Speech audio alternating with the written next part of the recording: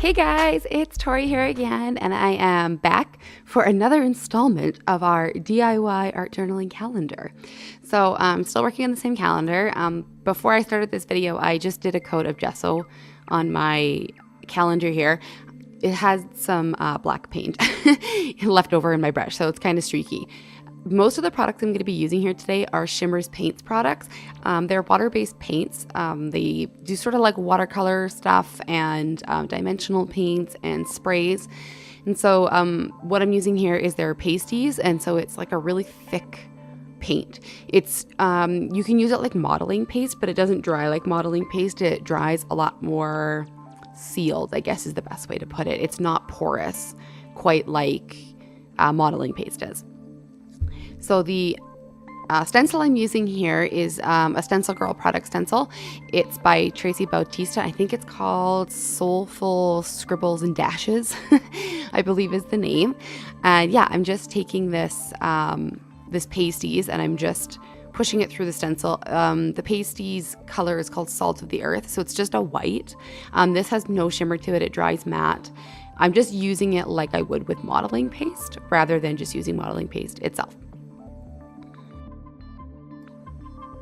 So yeah, I'm just pushing this through the stencil, and it's just, I sped this part up for you guys as best I could. So this video, I usually speed my videos up to sort of like 2 times speed. I actually did this one in, I think, I don't know what it translates to. Like I only shortened it by a quarter.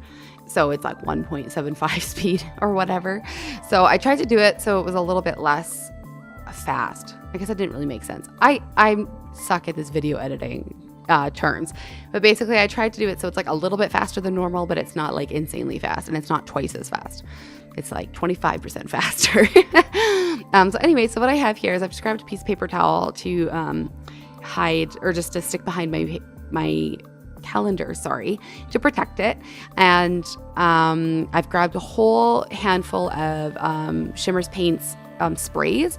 So they have a few different lines. There's their colorings, their vibes, their shimmerings, I believe that's right. And I have quite a few of them, and so I've grabbed all of the blues and blacks and grays that I have in my collection, which turns out to be quite a few.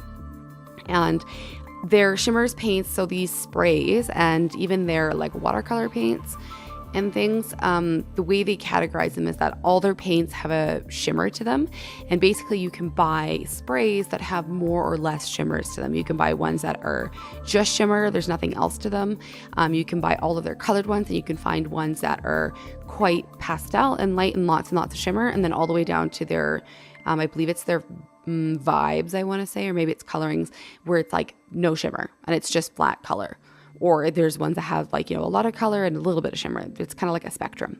So I'm just using a wide variety of them here. I'll have links to all the colors I use below. I used so many that I can't remember them off the top of my head, which ones I had used. And so I've just sprayed a couple shades of blue and gray. Sorry, I believe that's dark, like black almost, just on my page here. And now I'm just using my heat tool to dry it. I hold my heat tool weird because this one is really, really forceful with air. It's not like as dramatic as a blow dryer, but I find that it pushes the paint around too much on my page, so I cover the vent with my hand while I'm drying, which is probably not safe, but I don't want it to push my paint around. I just want it to dry it, so I do what I want. So I've dried the first layer, and now I'm back in with another shade of sort of this like a dark turquoise teal color. Again, these are all Shimmerz Paints. I'm not using any other mists or inks from any other brand. So you can find all of these at Shimmerz Paints. So again, so basically my process here is that I'm just spraying and drying repeatedly to build up the layers. You could just do this all in one shot, but your colors will all run together and it'll end up being very like muddy. Even with all the blues, it'll just sort of end up as like one shade of blue, because these sprays are quite, like, they're very runny because they're water-based. So they're great. They're just, if you try to put too much on at once, then it'll all blend together. And so again, I'm just going back with another shade of blue. This is like a dark blue. I think it said it was called Don't Rain on My Parade. That's the cute part. All of these, the names are all so fun. Like there's one that's Night Moves, and there's like Well Blew Me Down and Jenni Be Blue, and So they're kind of fun. All their names are kind of fun that way. They're not just like magenta or teal. They're all kind of like fun names. And so I apologize too for the filming here. I was obsessively wiping my desk throughout this tutorial because the one thing about these Shimmerz paints is that they're water soluble, but I found that if you do get them on like certain porous surfaces, they'll stain. And so I have, my desk here is actually like contact paper that I've put on top of an old desk. And these paints have stained my vinyl backdrops before, and I was like super paranoid they're going to stain this vinyl contact paper. And I apologize because my tripod's on my desk, and so it was shaking it when I was trying to wipe. So if there seems to be a lot of shaking going on, there is, and I apologize. So now that my layers are all dry here, I ended up leaving it to sit and to dry instead of using my heat gun just because it was taking forever. And so I let it sit aside and dry, and now I'm using a stamp and an acrylic block. And this, I have no idea what this set is from. It's actually a speech bubble, but I thought it kind of looked like a big fat raindrop. And so I'm using that with my Ranger like archival ink, and I'm trying to do sort of like a raindrop effect. I want them to look like raindrops. This is actually a spin-off of an art journal page I did last year. Oh, maybe it wasn't last year. Maybe it was just earlier this year, where I did the same kind of thing where I did a very blue background and I used a different stamp I had at the time to do raindrops and everything. And I thought I loved it so much, like so much. I thought, well, yeah, man, April showers, right? So I'll just replicate it in a different form on my calendar because I like it and I can do it if I want to. So again, I'm just stamping randomly. I never have a reason or a rhyme to anything I'm ever doing. It feels that way, and I'm just trying to ghost a couple stamps on there too. You can do as much or as little as you like, or you could also draw these too. Like I stamped mine, but I mean, if you wanted to do this too, you could draw all your raindrop shapes. You could carve them out of your own stamps. I have blog posts about that if you're interested about carving your own stamps. But yeah, I just happened to have this one. And like I said, it was a speech bubble. So even if you don't have like a teardrop shape, you could find something else in your stamp collection that would be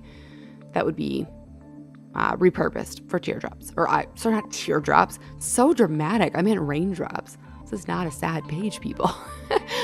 So what I'm using here now is just my favorite Posca paint pens.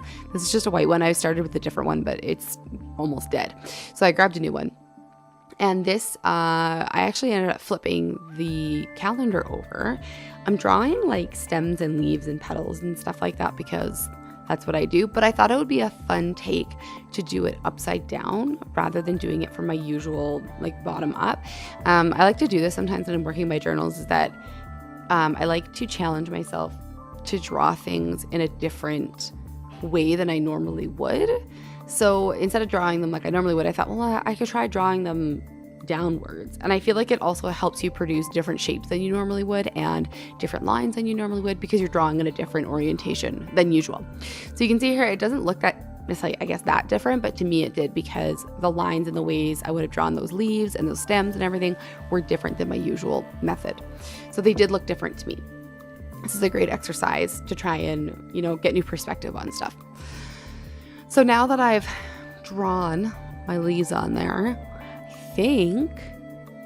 yes, I grabbed a metallic, it's like a gunmetal gray gel pen. I have no idea where it came from. My mom just gave me a bunch of her old stuff, her old gel pens. So it's probably some like no-name brand pen. And I'm just drawing some lines to kind of like indicate that there are raindrops that are falling, I guess. You could do this with white too. I did in my journal spread that inspired this, but I didn't want it to take away from the illustrations at the bottom. I wanted them to sort of stand out more. So I wanted that effect, but I chose a pen that would blend in with the background just a little bit more, wouldn't have quite so much contrast. So sped that up. I can't actually draw that fast. I wish. And yeah, I'm trying to think what else I do next here. I finally pulled out. So these are my favorite stamps. I think they were actually recommended to me by another Annika through Get Messy, a friend, or like someone I know through Get Messy. And yeah, they're actually like, as you can see, they're meant for 4-year-olds. They're like a educational stamp set, but they're awesome. I have the lowercase and the uppercase set, and they're like the perfect sans serif font for stamping with. And they're the right size. They fit everything really well. they were a great recommendation, and I use them all the time for stamping stuff.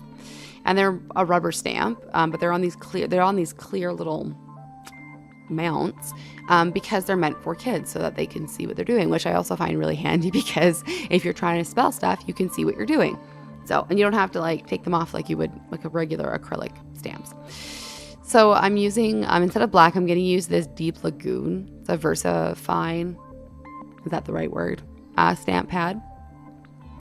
And I'm trying to make sure I got all the right letters here. I'm going to spell this. Actually, when I was doing this, I was like, I hope I spell this the right way, because wouldn't that be terrible to film a video and have my, like, see me spell the month wrong? It's happened. We all have had those moments. So what I did actually put, and then before I stamped, was I just took a little bit of gesso and, like, as you can see, left like a brushy patch so that I could actually stamp on top of it, because nothing would stand out. Otherwise, it would blend in. I could also, if I hadn't done the blue, you also could emboss it. If you had like white embossing powder or like silver or gold or something that would stand out against the dark background, you could totally do that too. I just thought it would look nice with the white spot. I kind of like in all of these spreads, all of these calendar spreads, I've tried to make the calendar month sort of like stand out from the background to kind of make it a bit of a focal point. I mean, because it's a calendar after all, I want to look at it and be like, oh, it's April. I don't want it to disappear and not know what I'm looking at. So yeah, I'm just stamping these again, just willy-nilly. My kids use these too. That's the best part. My 5 and 4-year-old also use them. So you could justify buying them like I did by saying they're for your kids and then using them for yourself.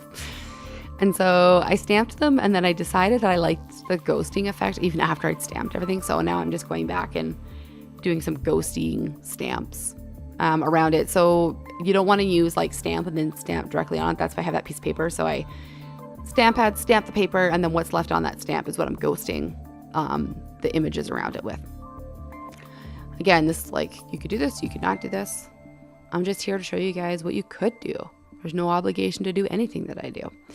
And normally I wouldn't dry things I've stamped with my heat gun, but this VersaFine ink, I find when you stamp it on a sealed surface, so this has gesso and, you know, all kinds of stuff going on, I find that it takes ages to dry. It seems, I don't know this technical stuff of it, but it seems to be more oil-based, if you will. And so it takes a long time to dry. So if it's on like a sealed surface, I almost always try to hit with a heat gun. Otherwise, I will inevitably end up smearing it. And so the last finishing touch on here I decided is I've grabbed my favorite golden fluid acrylic, and I think it's iridescent deep fine gold. I think it's deep fine. You saw it. I was too busy talking. I didn't see it. And now I'm just going to do some splatter paint on my, just to finish it off, because like clearly metallics are a yes every time. And if you don't know what to do, just add some gold. And then all of a sudden it looks fabulous. So I'm just doing some paint drips, and that's it. I think that's, I decide that I'm done. No? Oh, I forgot. I go back in and I wanted to darken up some of the lines on my leaves. That's what it was. And so I go back in and just outline, mostly just those big leaves. I felt like they kind of got lost. Like the stems have so much more like scribbles to them that they stood out more, but these big leaves didn't. So I think I just went back and outlined them. And some of the lines were a bit rough, so I'm trying to clean it up and pretend like I know what I'm doing instead of not. So I think this isn't very exciting to watch. I apologize. I thought we were done, but I stand corrected. You could also do this, like if you wanted to be really like glam and awesome, you could also do this entire thing with like a gold paint pen if you wanted, instead of the white. I'm like a huge fan of like white on top of dark backgrounds though. As you can see that I do this like a lot in my work, and I don't know, for some reason it just seems super appealing to me. So here we are, we're finished. This is the finished result. So thanks for joining me again, you guys. I hope you enjoyed it, and make sure you hit subscribe so you always get an update when all my videos are, and I will see you guys next time. Bye.